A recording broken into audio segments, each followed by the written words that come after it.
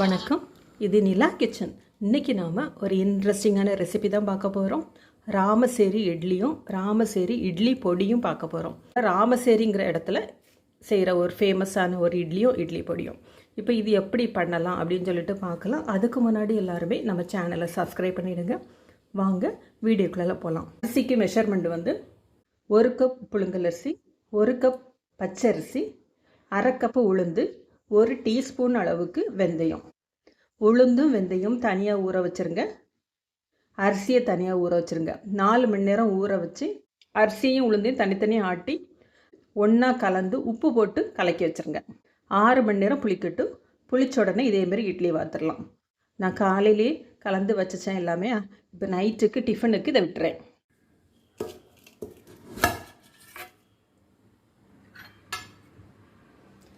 மாவு பாருங்கள், நல்லா பொங்கி வந்திருக்கு. ஏற்கனவே நாம் உப்பு எல்லாமே போட்டுட்டோம். அதனால் மெதுவாக லைட்டாக கிளறி விட்டால் போதும். லேசாக கலக்கிட்டு இப்போ இட்லி வார்த்துடலாம். 1 கப் பச்சரிசி, 1 கப் இட்லி அரிசி, 1/2 கப்பு உளுந்து, 1 டீஸ்பூன் அளவுக்கு வெந்தயம். அடியில் அவங்க வந்து மண்பானை யூஸ் பண்ணுவாங்க. இதுவுமே அவங்க மண்ணில் தான் செஞ்சு வச்சுருப்பாங்க. இப்போ இட்லி துணியை தண்ணியில் நனைச்சிட்டு அதில் போட்டுருங்க. ஸ்டீம் வரட்டும். அவங்க 3 அடுக்கு வரைக்கும் பண்ணுவாங்க. ரிங்காக பண்ணி வச்சுருப்பாங்க. ஒரு ரிங்லேயும் நூல் கட்டி வச்சுருப்பாங்க. நாம் இதேமாரி தட்டு வச்சுருக்குறோம். அதுக்கு மேலே இப்படி துணியை போட்டுருவாங்க, ஈர துணியை. 1 கரண்டி மாவு எடுத்துடுங்க. ரொம்ப திக்காமல் இருக்கக்கூடாது, தோசை பதத்துக்கு.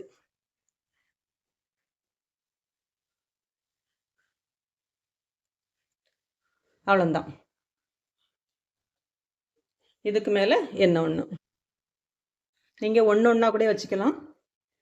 1 கரண்டி மாவு லைட்டாக விரிச்சு விட்ருங்க.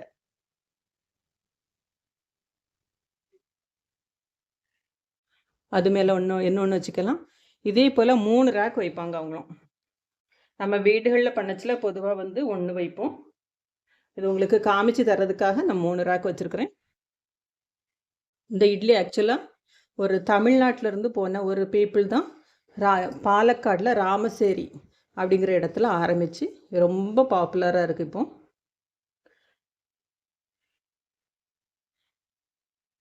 இதுக்கு மேலே இது ஃபுல்லாக கவர் ஆகிறப்பல ஒரு மூடி போட்டுருங்க. ஏதாவது ஒரு பாத்திரத்தை வச்சு மூடி வச்சுருங்க. இப்போ 5 to 7 மினிட்ஸ் குக் ஆகட்டும். 7 மினிட்ஸ் ஆயிட்டு இப்போ திறந்து பார்த்துடலாம்.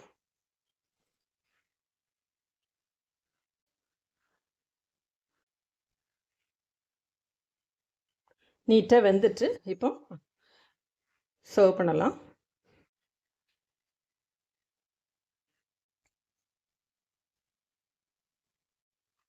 என்ன ஒரு மெத்தட் காமிச்சு தரேன். ஒரு பாத்திரத்தில் தண்ணி வச்சுட்டு ஏதாவது ஒரு ஸ்டீமர் பிளேட்டு, அது போலவே 1 கரண்டி மாவு விட்டுடுங்க.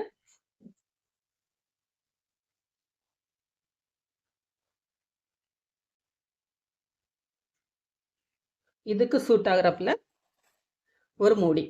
இதுவும் அதுபோல் 5 to 7 மினிட்ஸ் இருக்கட்டும். பாருங்கள், இட்லி அதுலேருந்து எடுத்துட்டு மெதுவாக எடுத்திங்கன்னா நீட்டாக வந்துடும்.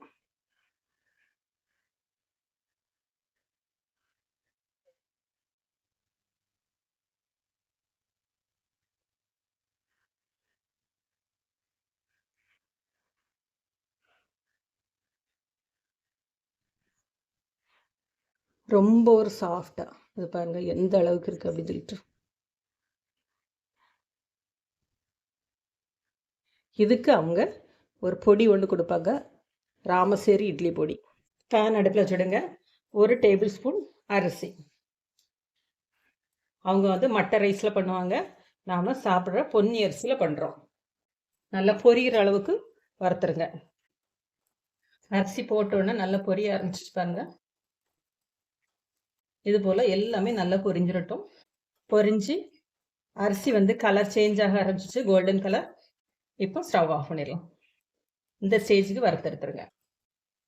1 டேபிள் ஸ்பூன் உளுந்தம்பருப்பு நல்லா செவக்க வறுத்துருவோம். இதே போல் பொடி பண்ணி வச்சிட்டிங்கன்னா தோசை, இட்லி எல்லாத்துக்குமே சாப்பிட்டுக்கலாம். கொஞ்சம் டிஃப்ரெண்ட்டான பொடி. நாம் ரெகுலராக பொடி அரைக்கச்சில் அரிசியெல்லாம் சேர்க்க மாட்டோம். இதுவும் செவந்துச்சு. இப்போ இதையும் எடுத்துடலாம். 1 டீஸ்பூன் மிளகு, 1 டீஸ்பூன் ஜீரகம். ஜீரகம் உடனே வறுபட்டுரும். இதுவும் எடுத்துடலாம். 1 டீஸ்பூன் எள்ளு. எள்ளு எதுனாலும் எடுத்துடுங்க, கருப்பு வெள்ளை. பொதுவாக கருப்பு தான் போடுவாங்க, நான் வெள்ளை எள்ளு போட்டிருக்கேன். இப்போ இதுவும் ஆஃப் பண்ணிடலாம். காரத்துக்கு தக்கன மிளகா போட்டுடுங்க. நான் ஒரு 3 மிளகா போட்டிருக்கிறேன். ஏற்கனவே நல்ல மிளகு வேறு நிறைய சேர்த்துருக்கோம். இதுவும் நல்லா வறுபட்டோன்னா ஸ்டவ் ஆஃப் பண்ணிடலாம். கடைசியாக கொஞ்சமாக கருவேப்பிலை, இதுவும் சேர்த்து வறுத்துடலாம். வறுத்துட்டு மிக்சி ஜாரில் போட்டு ஒன்றா பொடி பண்ணி எடுத்துடலாம். அவ்வளோதான், ராமசேரி பொடி ரெடி ஆயிரும். நல்லா கருவேப்பிலை வந்து நல்ல முருகிற வரைக்கும் வறுத்து எடுத்துருங்க. ஈரப்பதம் நல்லா போய் நல்லா மொறுமொறுனி வரணும். நல்லா முருகிட்டு இப்போ இதை ஆஃப் பண்ணிடலாம். ராமசேரி பொடிக்கு தேவையானது எல்லாமே நம்ம வறுத்து எடுத்தாச்சு. இப்போ சூடு ஆறவும் மிக்சி ஜாரில் சேர்த்து தேவையான அளவுக்கு உப்பு எல்லாம் சேர்த்து ஒன்றா அரைச்சி எடுத்துருவோம். ராமசேரி பொடியும் ரெடி ஆயிடுச்சு. கலர் இப்படி தான் இருக்கும். இதே போல் நீங்களும் செஞ்சு பாருங்கள். செஞ்சு பார்த்துட்டு எப்படி இருக்குது அப்படின்னு சொல்லிட்டு ஃபீட்பேக் கொடுங்க. தேங்காய் விட்டு சாப்பிடுங்க. தேங்காய் விட்டு தான் அவங்க சாப்பிடுவாங்க. உங்களுக்கு என்ன எண்ணெய் பிடிக்குதோ அதை விட்டுடுங்க. ஆக்சுவலாக தேங்காய் ரொம்ப நல்லாயிருக்கும். தட்டில் விட்டதும் ரெடி ஆயிடுச்சு. இப்போ இதை எடுத்துடலாம்.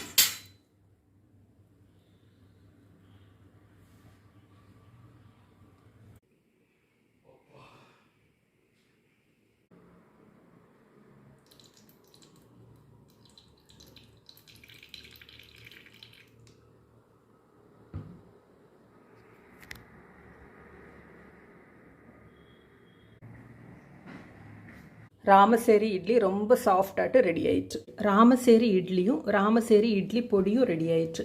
இதே போல் நீங்களும் செஞ்சு பாருங்கள். செஞ்சு பார்த்துட்டு எப்படி இருக்குது அப்படின்னு சொல்லிட்டு ஃபீட்பேக் கொடுங்க. தேங்க்யூ. வணக்கம்.